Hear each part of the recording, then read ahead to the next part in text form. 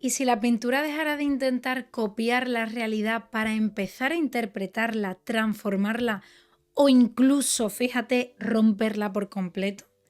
Vamos a comenzar este bloque con una idea clave.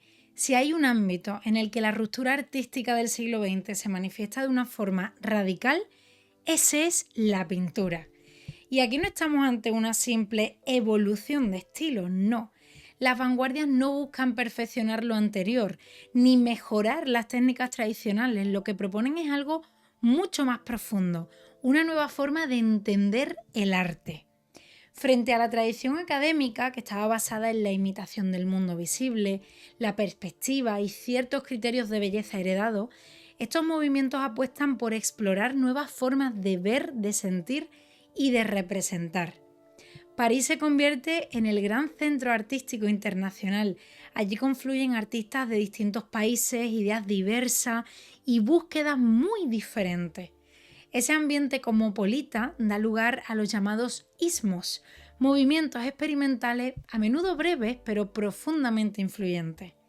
Y hay una idea fundamental con la que quiero que te quedes desde el primer momento. Las vanguardias no son estilos extraños sin sentido, son respuestas a un mundo nuevo, en crisis, cambiante y también difícil de interpretar. Por eso la pintura deja de conformarse con copiar la realidad, porque la realidad ya no se percibe como algo estable, sino como algo que está fragmentado, complejo y algo en transformación. Y a partir de aquí vamos a ver cómo cada vanguardia responde a ese mismo reto, romper con la tradición y construir un lenguaje artístico completamente nuevo. Pero antes de entrar en cada movimiento concreto vamos a detenernos un momento porque, de manera general, las vanguardias presentan una serie de rasgos compartidos. En primer lugar, las vanguardias rechazan la imitación de la realidad. ¿Qué significa esto? Pues que el arte deja de copiar el mundo visible. Durante siglos, uno de los principales objetivos de la pintura había sido representar lo que se ve de la forma más convincente posible. Sin embargo, a comienzos del siglo XX, esta función empieza a perder sentido. La pintura ya no quiere ser una ventana abierta al mundo, sino un lenguaje con una autonomía propia. En segundo lugar, aparece una búsqueda constante de nuevos lenguajes plásticos. Y aquí está una de las claves de las vanguardias, porque no existe un único camino, sino que cada movimiento inventa sus propios recursos, sus propias formas y su propia lógica visual. Por eso hablamos de una diversidad radical de estilos. El color, la forma, el espacio, la composición o incluso el propio concepto de obra se redefinen desde perspectivas que son muy diferentes. Y en tercer lugar, encontramos la primacía de la subjetividad. La visión personal del artista se sitúa por encima de la representación objetiva, es decir, ya no importa tanto reflejar fielmente el exterior como expresar una experiencia interior, una emoción, una percepción o incluso una interpretación del mundo. Como ya hemos mencionado en otras clases, el artista ya no pinta lo que debería verse, sino lo que él quiere construir, sentir o mostrar. Y con esta base ya podemos entrar en la primera gran ruptura pictórica del siglo XX. El fauvismo constituye la primera ruptura clara con la pintura tradicional y su aportación fundamental es la liberación del color. Podemos entender este movimiento a partir de tres ideas clave. En primer lugar, el uso de colores intensos, puros y arbitrarios, es decir, colores que no buscan parecer reales, sino construir la imagen desde el impacto visual. En segundo lugar, el color deja de describir objetos y pasa a expresar emociones. Ya no se utiliza para imitar la realidad, sino para transmitir una sensación o una intención del artista. Y por último, las formas se simplifican y el espacio pierde profundidad. La pintura deja de crear la ilusión de tres dimensiones y se afirma como una superficie plana. Y a partir de aquí es cuando entendemos el verdadero cambio. El color deja de estar al servicio de la realidad y se convierte en el elemento principal de la obra, es decir, que ya no acompaña la forma, sino que la construye. Y esto es clave porque el fauvismo no analiza la realidad como lo hará el cubismo, que lo veremos después, ni tampoco la deforma con una intención dramática como lo hará el expresionismo, que también lo veremos después, sino que su aportación es otra: afirmar la libertad expresiva del color. O sea que te puedes quedar con esta idea. El fauvismo, o con el fauvismo mejor dicho, el color deja de obedecer a la realidad y empieza a obedecer al artista. Y esta revolución se entiende plenamente cuando llegamos a su figura principal, Henri Matisse, el gran representante del fauvismo. Para entender su pintura hay una idea clave, y es que el color no es un complemento, sino el verdadero constructor de la obra. Y esto se ve claramente en su obra La raya verde, cuyo título original era Retrato de Madame Matisse. Se conoce como la raya verde por la línea de ese color que divide el rostro. De hecho, esa línea no responde a la realidad, sino que organiza la cara en dos zonas cromáticas, es decir, no describe, sino que construye la imagen. Aquí se ve perfectamente el cambio. La pintura deja de depender de la imitación del mundo visible y pasa a organizarse según las decisiones del propio artista. En obras como La danza o La alegría de vivir, cuyo título original es Le bonheur de vivre, que es la que estás viendo en pantalla, aparece otra dimensión fundamental: la combinación de colores intensos con líneas curvas. Sus composiciones transmiten movimiento, ritmo y una fuerte sensación de armonía cromática. Más adelante, tras su contacto con el arte oriental y musulmán, introduce arabescos y elementos decorativos, y esto amplía su lenguaje visual y refuerza también su manera de entender la pintura como organización libre de formas y colores. Y en su última etapa, debido a problemas físicos, desarrolla la técnica de los recortes de papeles coloreados. Las tijeras sustituyen al pincel, pero su lenguaje se mantiene. De hecho, aquí se ve con aún más claridad que su pintura depende del color, de la forma simplificada y del ritmo visual. Te puedes quedar con la idea de que Matisse demuestra que la pintura no necesita copiar la realidad para ser intensa, bella y moderna. Y bueno, una vez vista esta liberación del color, pasamos a un movimiento que no se centra tanto en el color como en la forma y en la construcción de la realidad pictórica.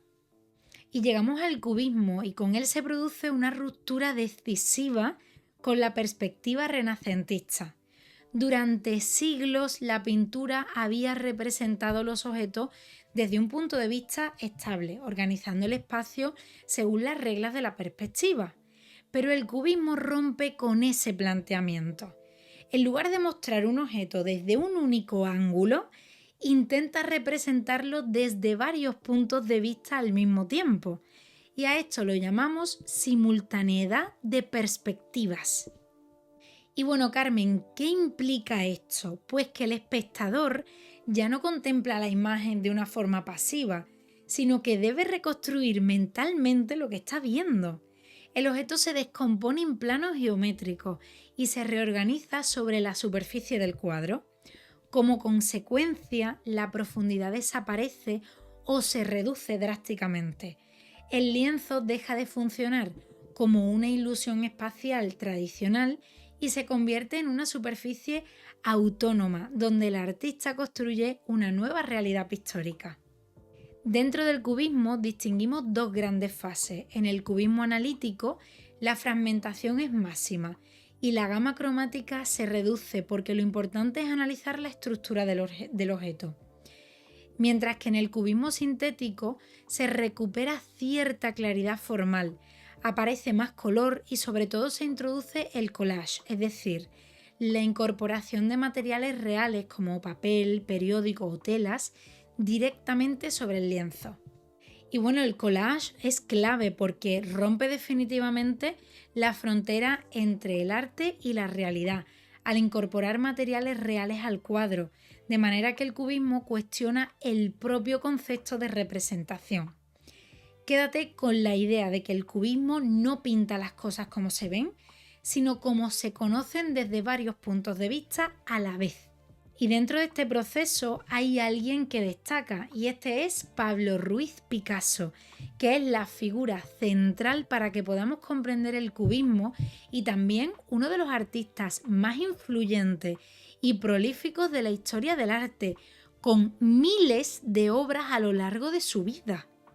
Y hay una idea que es clave para entender su trayectoria, y es que Picasso domina perfectamente las reglas de la pintura tradicional antes de romperla.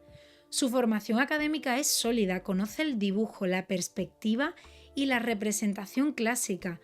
Por eso su ruptura no es fruto de la incapacidad, sino de una decisión consciente. De hecho, como se le suele atribuir a él, hay una frase que es que primero hay que aprender las reglas para después poder romperlas. En una primera etapa encontramos la época azul y la época rosa. En la época azul predominan los tonos fríos y las figuras alargadas y melancólicas, como vemos en la imagen de El viejo guitarrista. Mientras que en la época rosa el cambio de paleta se suaviza y aparecen temas más amables como El muchacho con pipa que estás viendo.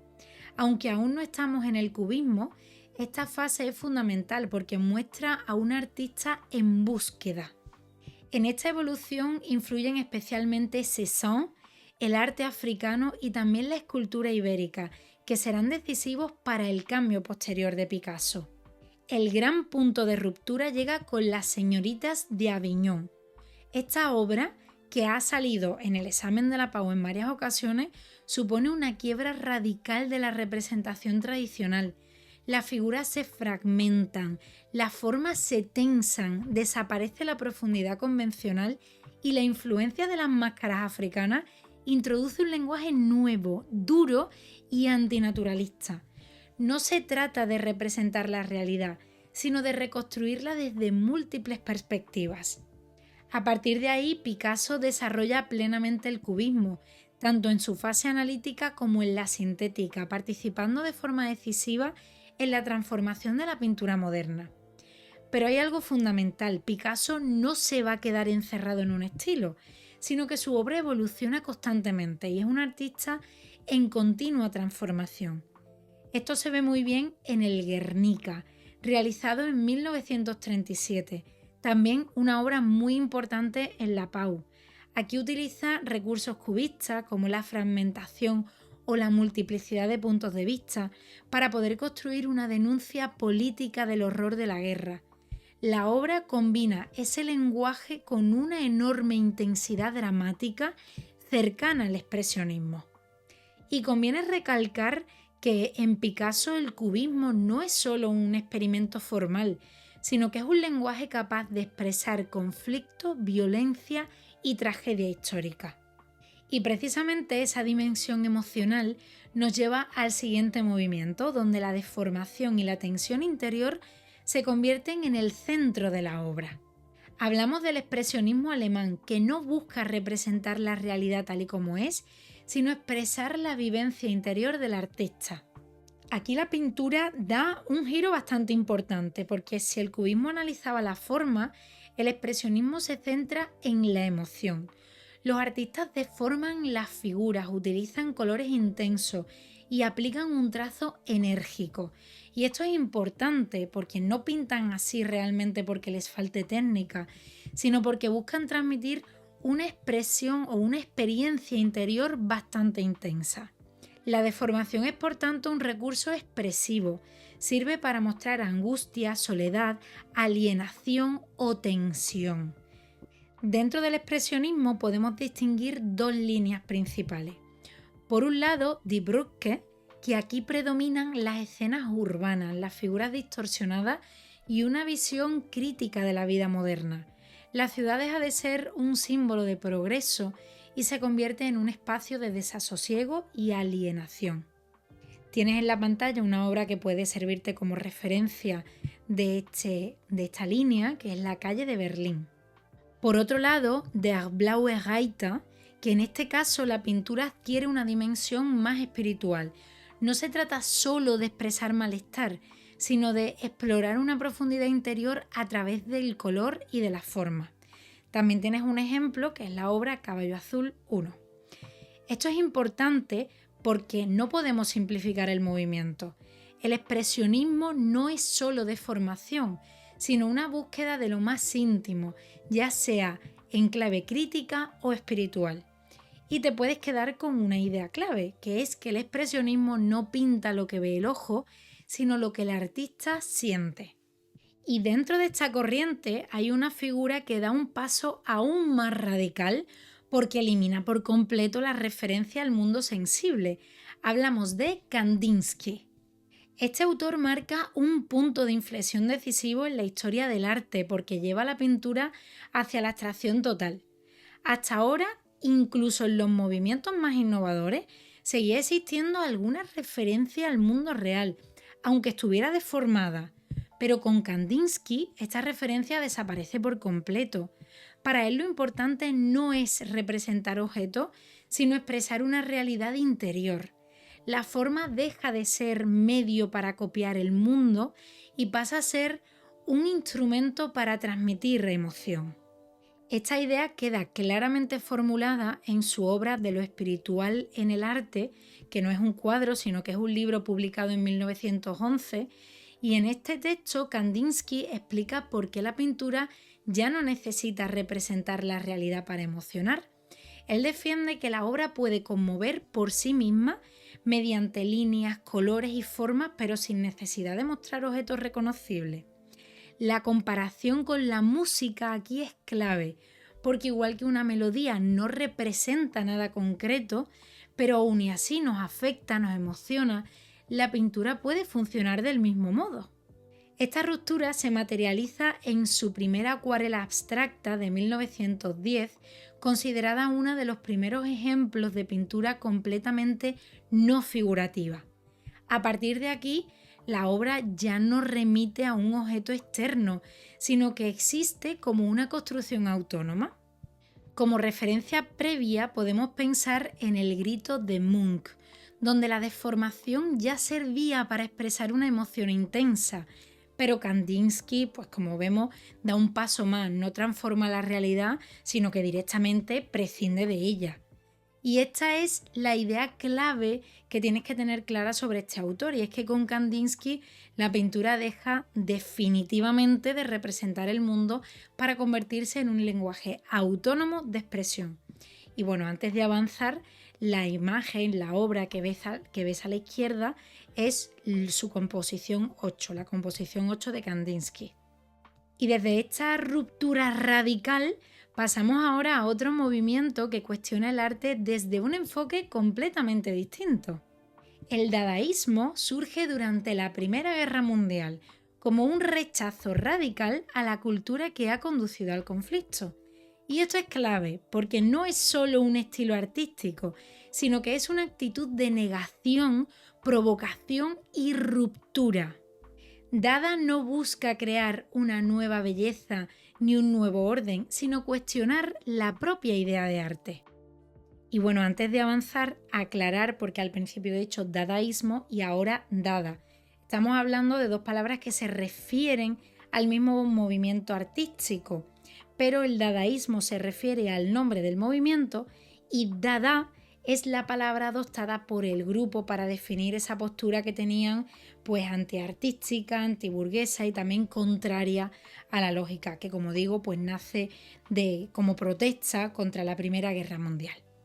Y bueno, frente a la tradición, rechaza esa belleza clásica, la técnica virtuosa, el valor estético entendido de una forma convencional. Su objetivo no era agradar, sino que era provocar, incomodar y también obligar a pensar. En este momento aparece una de sus aportaciones más importantes, el ready-made, que consiste en convertir un objeto cotidiano en obra de arte, simplemente por decisión del artista. Y aquí se produce un cambio decisivo, porque ahora el arte deja de depender de la habilidad técnica y pasa a centrarse en la idea.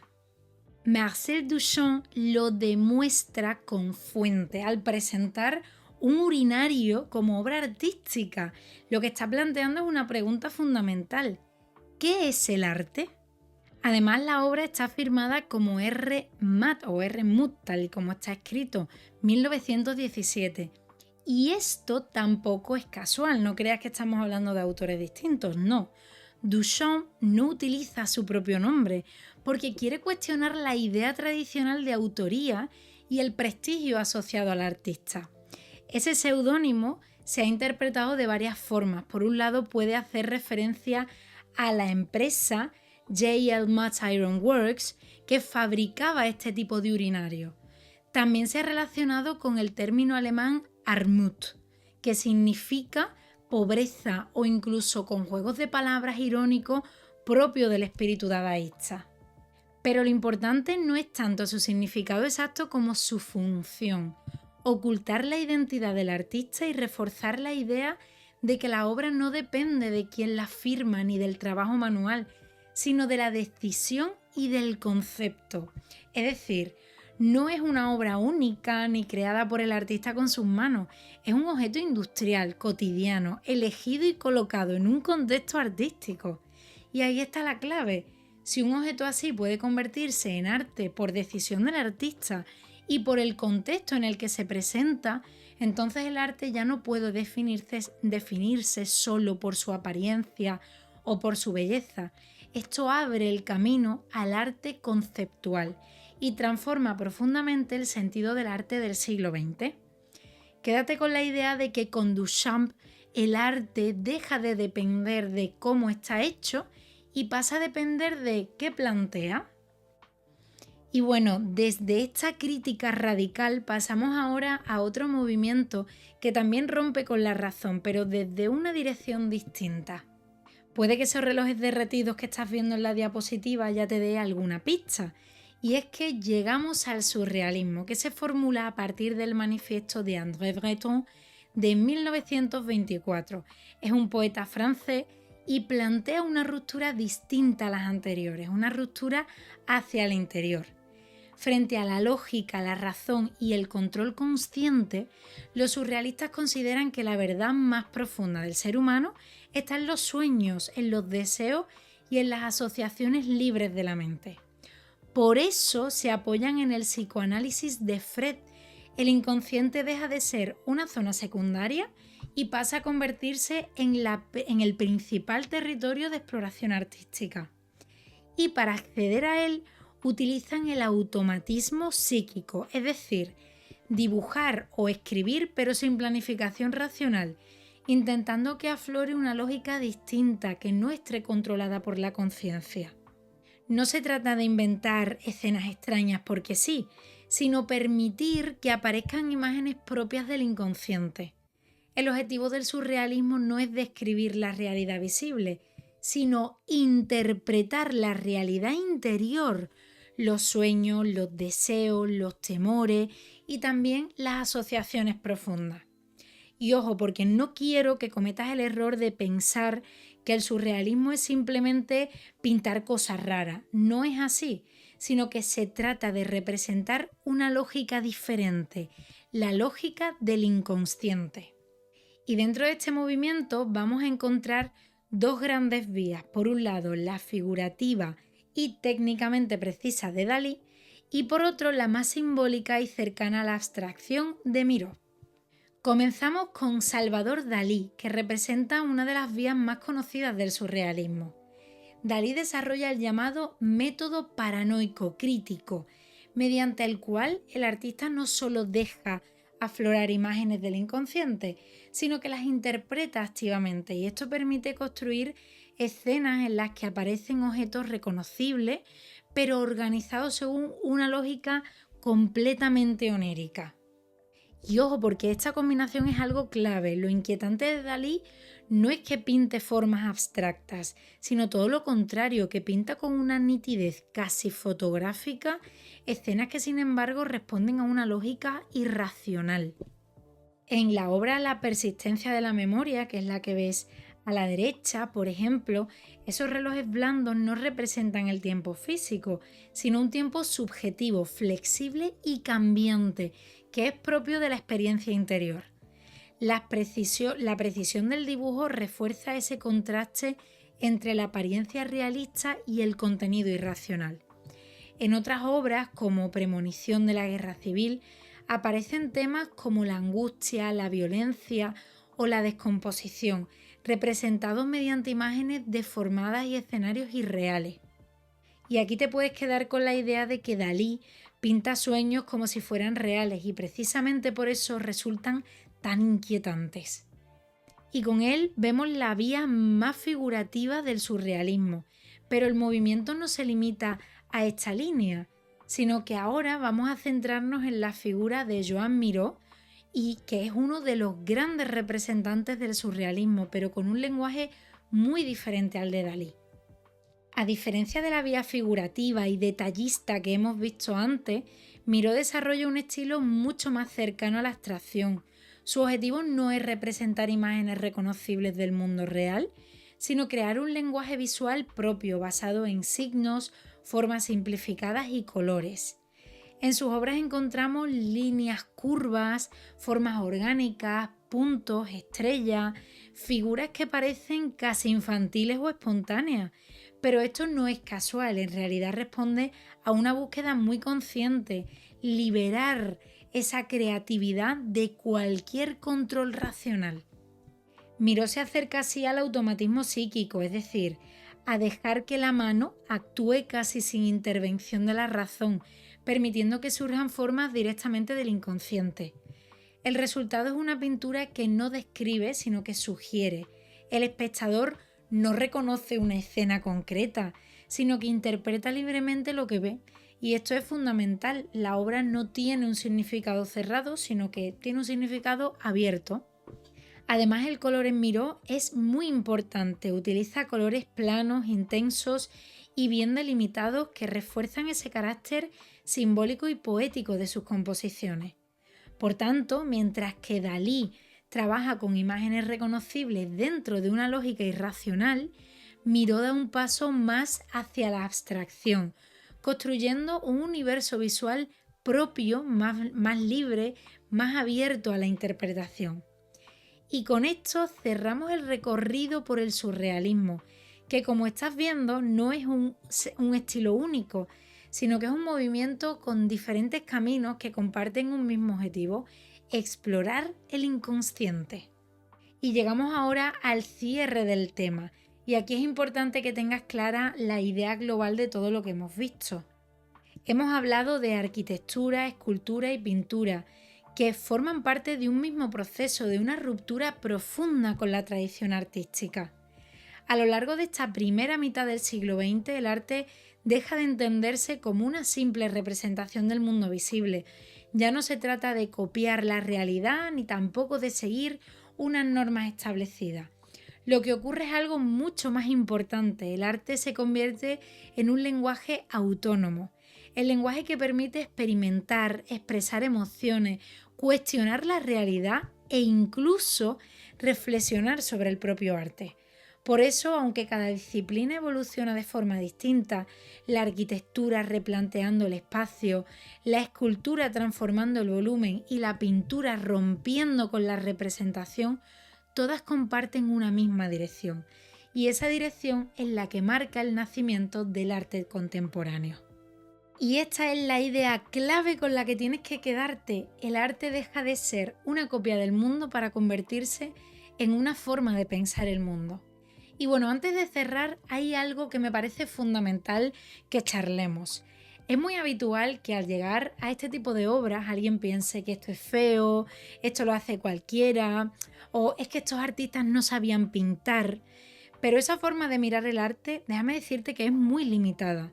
No estamos aquí para decidir si algo es bonito o feo, sino para entender qué es lo que está haciendo ese artista, qué pretende y sobre todo qué aporta.